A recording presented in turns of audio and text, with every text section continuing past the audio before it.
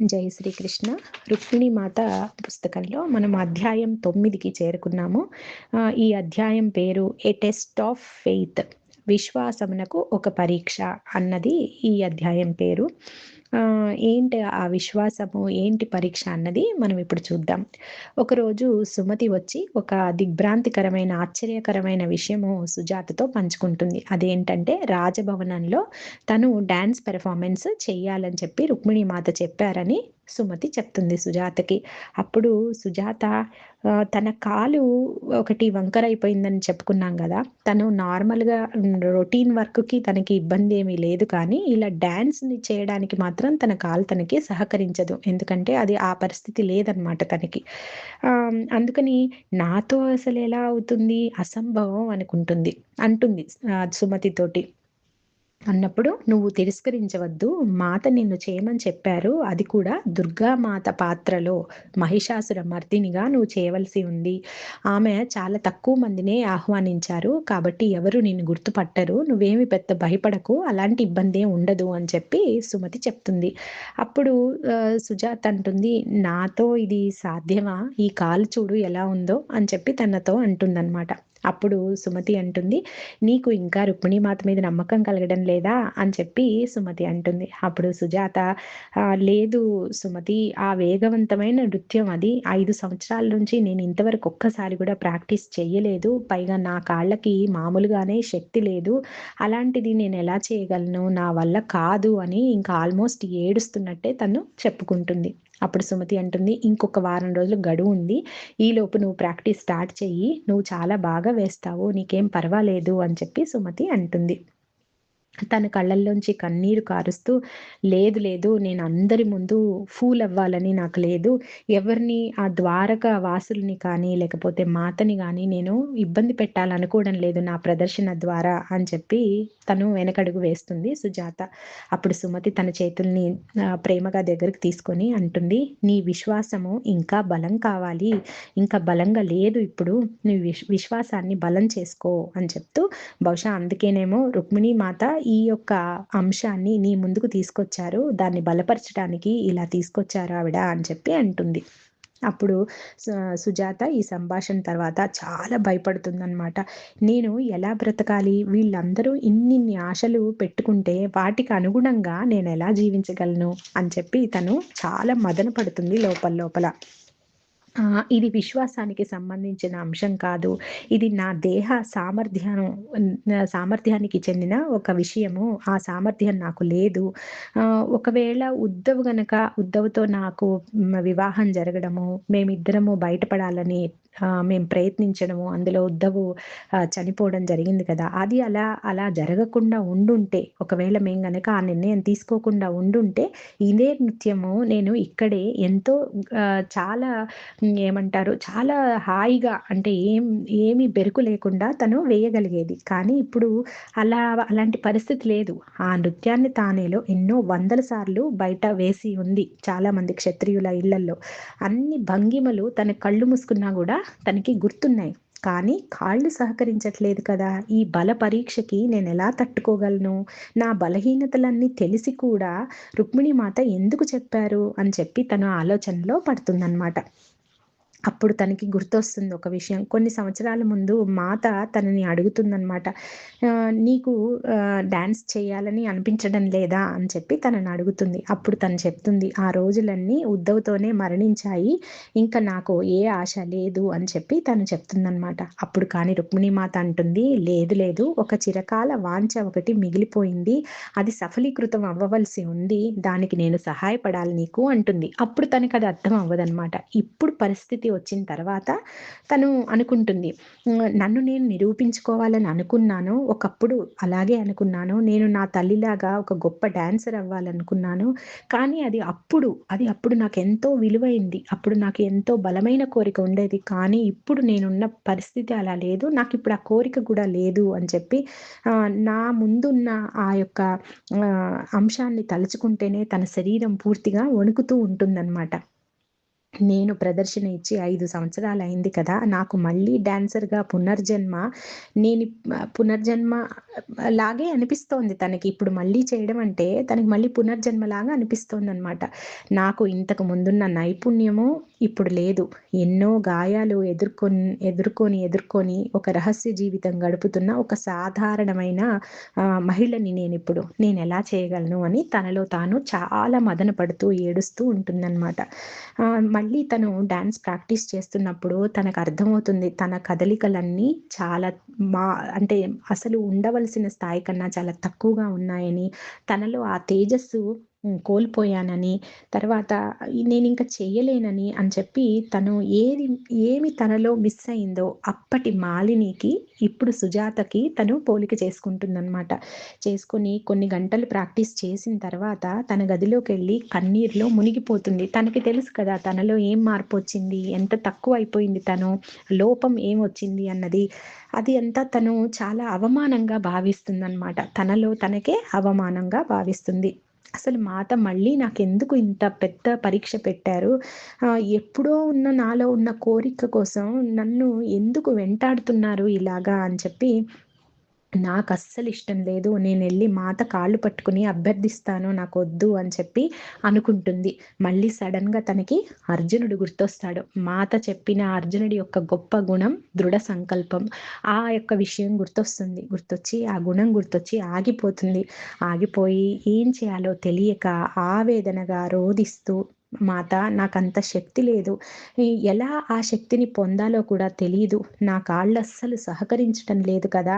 ఇలాంటి పరిస్థితిని నాకెందుకు ఇలాగా ఇచ్చారు అని చెప్పి తన రోదనలో మునిగిపోతూ ఉంటుంది. ఇంతలోకి బయట డోర్ కొట్టినట్టు వినిపిస్తుంది. సుమతి వస్తుందనమాట. తన కళ్ళన్నీ ఉబ్బిపోయి ఉంటాయి సుజాత కళ్ళు ఏడ్చి ఏడ్చి.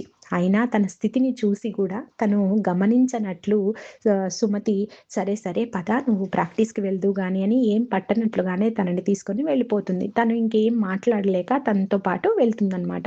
అందరూ మిగతా డాన్సర్స్ అందరూ వాళ్ళతో పాటు ప్రాక్టీస్ చేయడానికి వెళ్తుంది. వాళ్ళందరూ ఈమెని చూస్తారు. ఈమెని చూసి అదోలా చూస్తారనమాట. ఏంటి ఈ అమ్మాయి కుంటి అమ్మాయి ఇలా వచ్చింది. ఈమె చేయగలదా? ఈమె వల్ల అవుతుందా? అని చెప్పి వాళ్ళందరూ ఒక డౌట్‌గా ఆమెని చూస్తారు. ఇంకా నిరాశ నిస్పృహలకి గురవుతుంది సుజాత. వాళ్ళందరూ తనని అలా చూస్తున్నప్పుడు, ఆ మహిషాసురుడిగా వేసే పాత్ర అతను కూడా వచ్చి, "నువ్వు వేయగలవా అమ్మా? నువ్వు చేయగలవా?" అని తనని అడుగుతాడనమాట. ఇంకా తను లోపల లోపల కుంగి కృషించిపోతూ ఉంటుంది. సుమతి ఈషాన్ని తీసుకొని వెళ్తుందనమాట. అంటే తను ప్రాక్టీస్ కోసం ఆ బాబుని చాలా కొన్ని రోజుల పాటు సుమతి చూసుకుంటుంది. దానివల్ల తన ఈ ఏడుపు, ఈ ఆవేదన తన కొడుకు చూడకూడదు అనుకుంటుంది సుజాత. అమ్మ ఇంత కష్టంలో ఉంది అని ఆ బాబుకి తెలవకూడదు అని చెప్పి. అందుకని ఆ అబ్బాయిని ఆమె చూసుకుంటుంది సుమతి. ఇలా కొంత ఊరట ఆమెకి. ఓకే. సరే వాళ్ళు లేరులే. ఇప్పుడు ఆ బాధ్యత లేదు గాబట్టి తను పూర్తిగా ప్రాక్టీస్ మీద దృష్టి పెట్టాలని ట్రై చేస్తూ ఉంటుంది. అప్పుడు కృష్ణుడు అర్జునుడికి నేర్పిస్తున్నటువంటి ఆ డిటాచ్‌మెంట్ అంటే, ఆ డిటాచ్‌మెంట్ అనే ఒక తత్వాన్ని కృష్ణుడు అర్జునుల వారికి నేర్పిస్తున్నది ఏంటి అన్నది అప్పుడు తనకు అర్థమవుతుందనమాట. నేను దేనితో డిటాచ్ అయ్యి ఉండాలి? దేన్ని నేను బంధనంగా పట్టుకొని ఉండకూడదు అన్నది తనకు అర్థమవుతుంది. తనకు అర్థమైందంటే ఏంటి అంటే, తనలోంచి ఒక స్వరం తన లోపలి నిశ్శబ్దాన్ని చీల్చుకుంటూ బయటకు వస్తుంది. నేను ఎందుకు పట్టించుకుంటున్నానో నాకు నేను అవమానంగా నేనెందుకు భావిస్తున్నాను? అయితే ఏంటి? ఒకవేళ నేను సరిగా చేయలేకపోయాననుకో, అయితే ఏంటి? నాకు నేనే అవమానం చేసుకున్నాను. అయితే ఏమవుతుంది? నేను మూర్ఖుడినని నేను నిరూపించుకుంటున్నాను. అయితే ఏమవుతుంది? అని చెప్పి తను తన పొరపాట్లు, తన పతనం జరిగితే మాత్రం ఏమవుతుంది అంటూ తన లోపలి స్వరం తనలోంచి బాధగా, గట్టిగా తన మీదనే అరుస్తూ అంటే తనకి తాను చెప్పుకుంటున్నట్టు ఒక స్వరం వస్తుందనమాట తనలోంచి. అంటే తనకు తాను లోపల ప్రశ్నించుకుంటూ ఉంటుందనమాట. అప్పుడు తనకర్థమవుతుంది. ఏమని అంటే, తాను ఒక గొప్ప నృత్యకారిణి అని ఒక పాత్రలో తాను ఇరుక్కుపోయి ఉంది. ఎందుకంటే, ఒకప్పుడు చాలా గొప్ప డాన్సర్ గదా తను. ఇంకా ఆ ఇమేజ్‌లోంచి తను బయటికి రాలేకపోతోందనమాట. ఎక్కడ దానికి భంగం అవుతుందేమో, తను ఇప్పుడు ఇచ్చే ప్రదర్శన ఒకప్పటి మాలిని ప్రదర్శనతో కంపేర్ చేసుకుంటూ, నేను ఆ పాత్రకి నేను సరిగా న్యాయం చేయలేను. ఒకప్పుడు ఇంతలా చేశాను. అందరూ ఏమనుకుంటారు? సరిగా చేయలేదని అనుకుంటారు గదా! అలా అలాంటి ఆ పాత్రకి తను బందీ అయి ఉంది. అంటే తన యొక్క ఆ యొక్క సొంతంగా తన గుర్తింపు తనకు తానే బంధనంగా మారిందనమాట.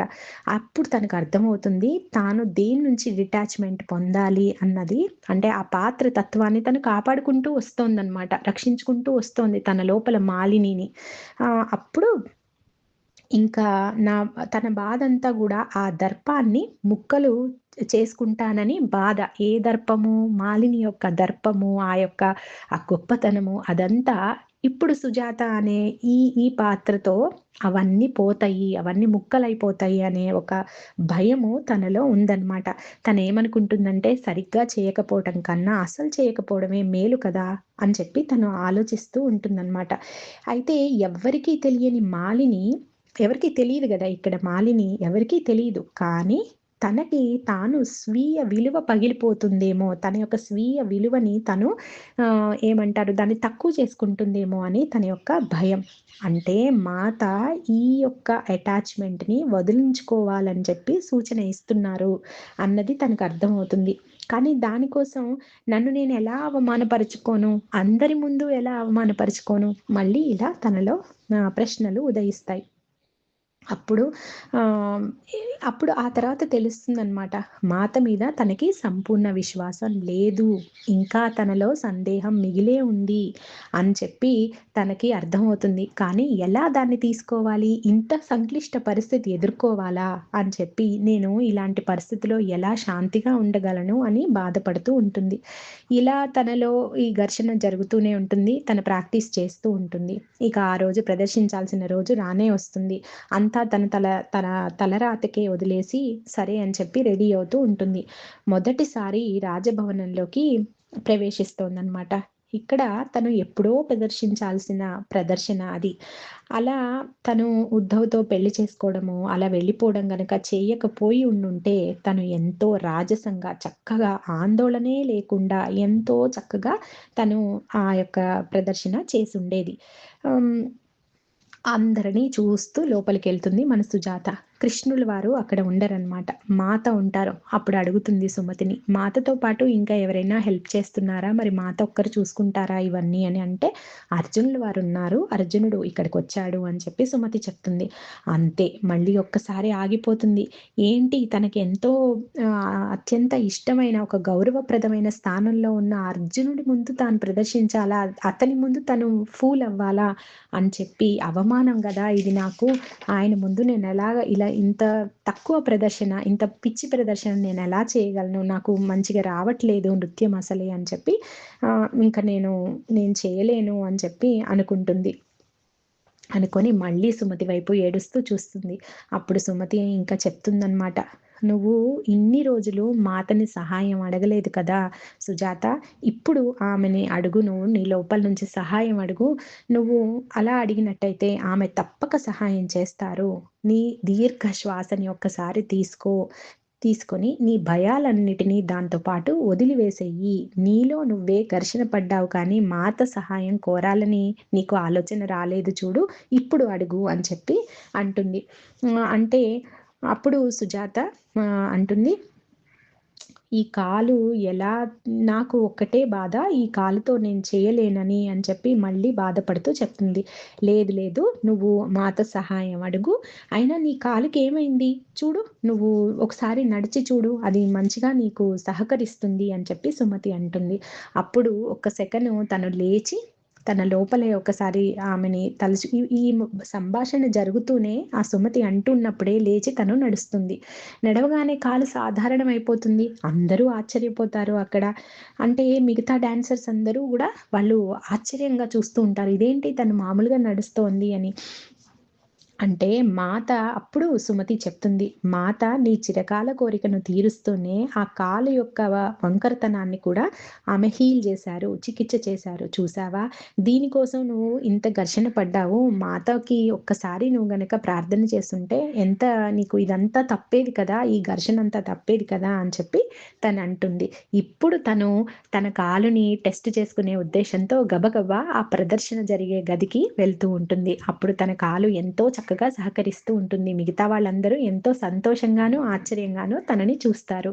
ఇప్పుడు ప్రదర్శన కోసం వెళ్ళిందనమాట మన సుజాత.